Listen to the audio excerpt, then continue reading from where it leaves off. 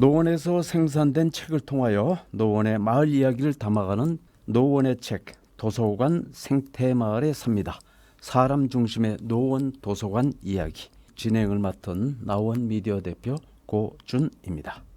학교 도서관 저널 출판사에서 2020년 4월 출판한 책 도서관 생태마을에 삽니다의 저자 양시모, 김용안 두 분을 모셨습니다. 이 책을 발간하고 나서 주변의 반응들이 어떻던가요? 주민들이 주도적으로 참여하는 내용들이 이제 공개되니까 노원 구민으로서 자부심도 느끼시는 분이 계셨고요. 공공도서관에서 마을 활동까지도 연계해서 해낼 수 있구나 놀라워하는 그런 반응들이 있었습니다. 다양한 지역의 도서관 활동을 하고 있는 분들하고 좀 토론을 할 수 있는 계기를 마련하고 싶은 그런 것들이 좀 살아날 것 같았는데 코로나 때문에 갑자기 수면 위로 내려가 버렸습니다. 그동안의 공공도서관의 역사를 키워드 중심으로 구분해 줄 수 있을까요? 2003년에 어린이 도서관이 전국 최초로 어린이 전문 도서관으로 이제 처음 생겼죠. 그리고 2018년에 거점 도서관으로서는 마지막으로 불암 도서관이 설립되었습니다. 그렇게 총 거점 도서관 규모로 6곳, 그리고 특수 도서관으로서 사람식 도서관인 휴먼 라이브를 합쳐서 총 7곳의 중대형 도서관이 생겼고요. 그래서 노원에는 총 건물을 가지고 있는 10곳의 공공도서관과 1개의 특수도서관이 있습니다. 그리고 작은 공공도서관이 23개 정도 구석구석 주민들이 10분 안에 이용할 수 있는 곳에 있습니다. 이렇게 이제 인프라의 구축이 이루어진 것과 더불어서 이 좋은 인프라를 2012년부터 노원교육복지재단에서 통합 운영을 하면서 인프라에서 우리는 플랫폼으로 노원구립도서관의 서비스를 전환시켰다.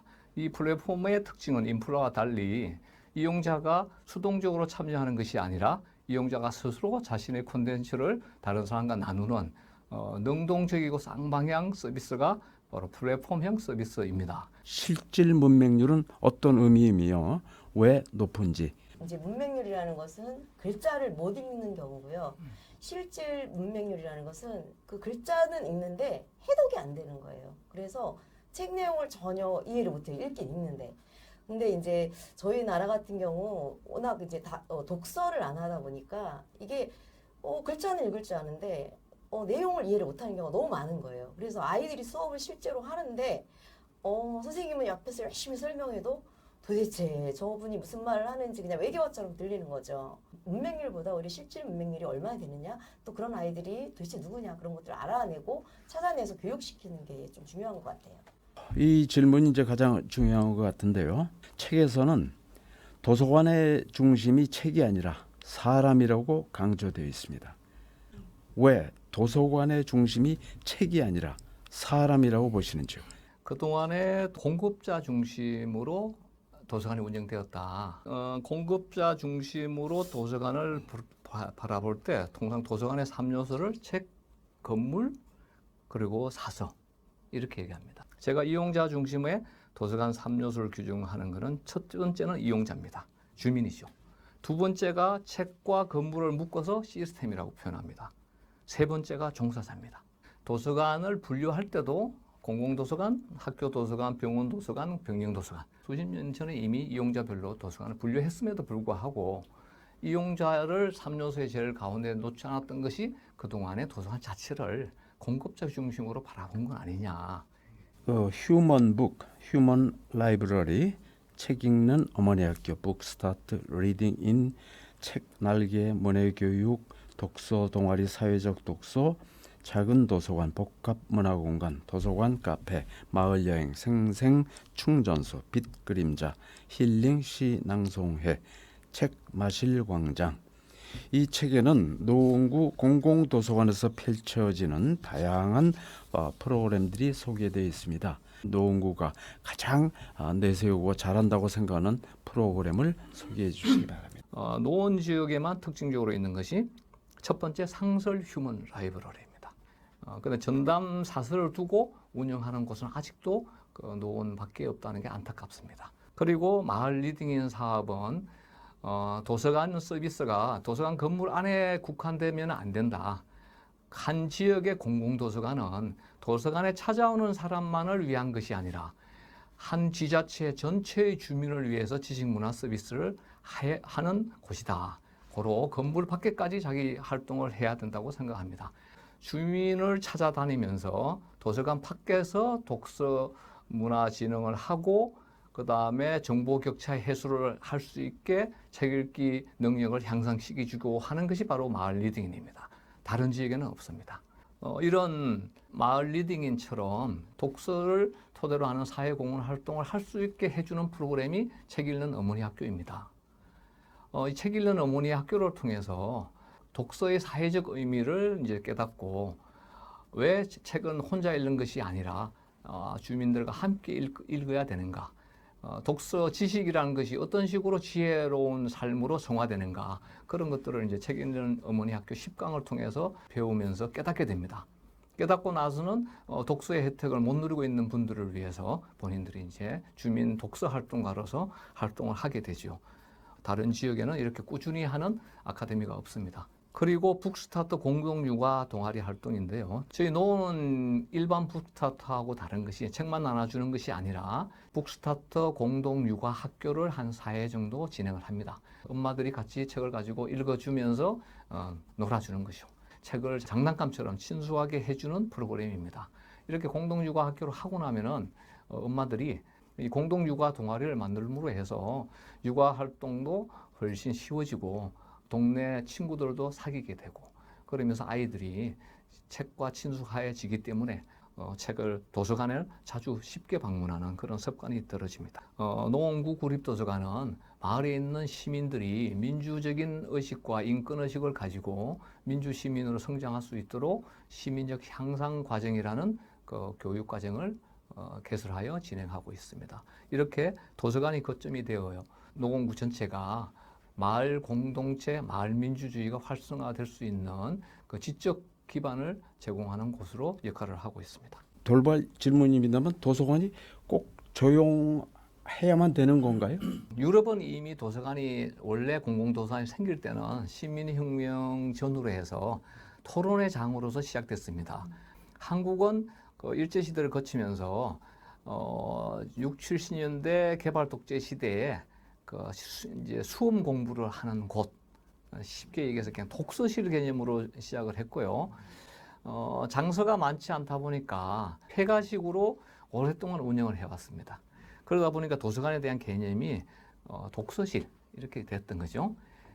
이제 개가식으로 바뀐 게 1992년입니다.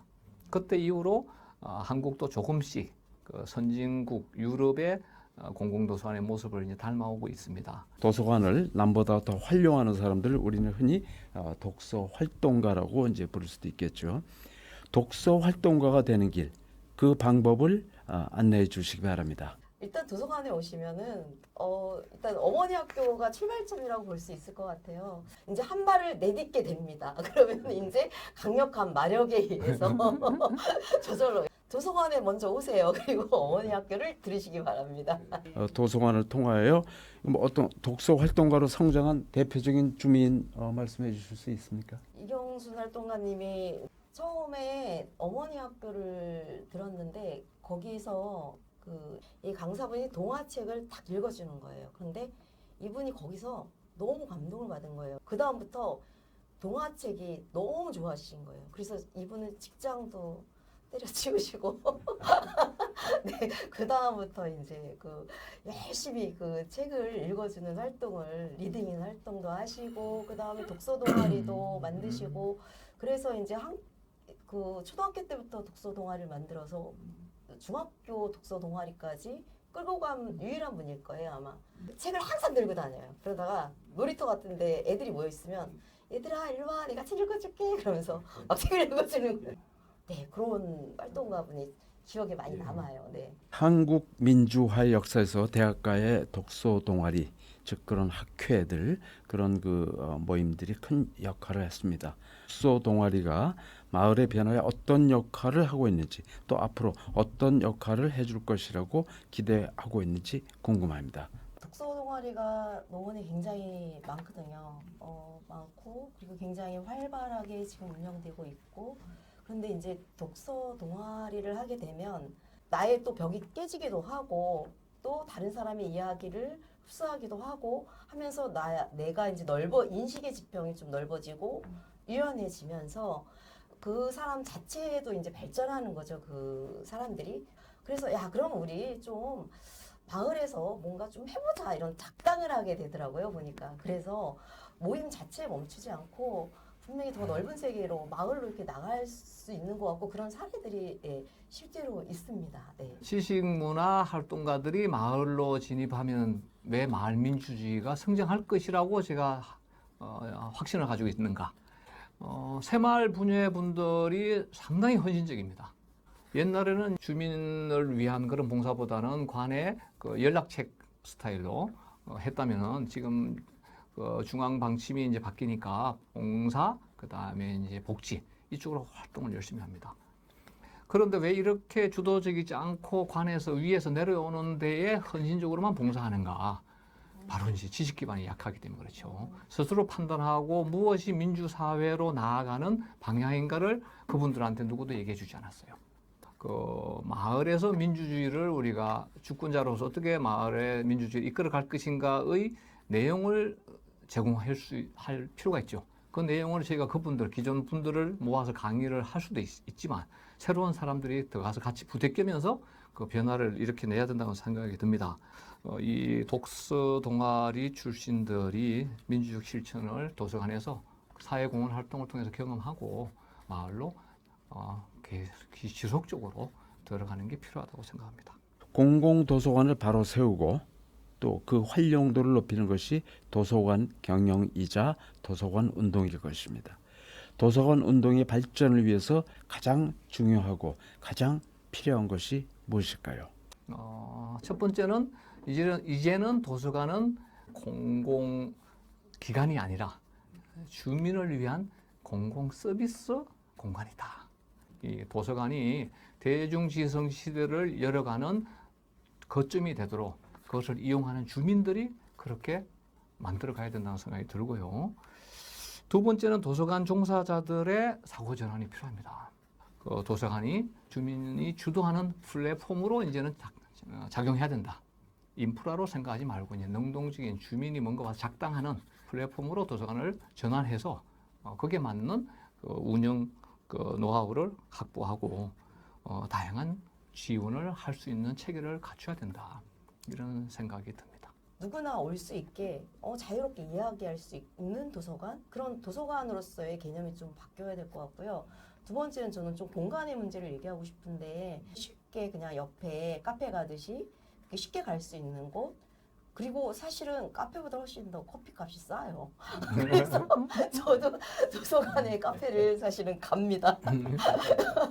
그냥 커피값도 싸고 너무 친절하시고 그 다음에 언제든지 책을 보고 싶으면 또 가서 올라가서 또 책도 볼 수 있고 그래서 이런 편리한 점들이 너무 많아서 저도 가는데 그리고 이제 브람 도서관 같은 경우 청소년실이 따로 있거든요. 제가 거기도 가봤는데 와 진짜 좋아요. 의자인데 이렇게 세 바구니처럼 생겼어요. 그래서 청소년들이 거기서 딱 누워서 책을 보는 거예요. 여러 사람에게 편안한 그런 공간이 되면은 뭐 저절로 그냥 운동이라 할 것도 없이 그냥 저절로 사람들이 오면 그게 바로 도서관이 활성화되고 전 국민이 도서관에 드나들 수 있는 그런 세상이 오지 않을까라고 생각합니다. 우리 관장님 한 말씀 해주시죠. 이게 비대면 서비스 시대에 도서관은 그러면 어떤 역할을 할 수 있을까라는 이제 또 한 새로운 요구가 올해 발생을 했어요. 그래서 이 요구에 대해서도 적극 우리는 부응할 필요가 있다. 그렇게 이제 온라인 시대에 맞는 시스템을 빨리 갖추었으면 좋겠다. 네. 오프라인 콘텐츠를 온라인으로도 서비스할 수 있게. 오늘 도서관 생태 마을에 삽니다. 두 분 저자분을 모시고 진행해봤습니다. 다시 한번 보여드리죠. 도서관 생태 마을에 삽니다.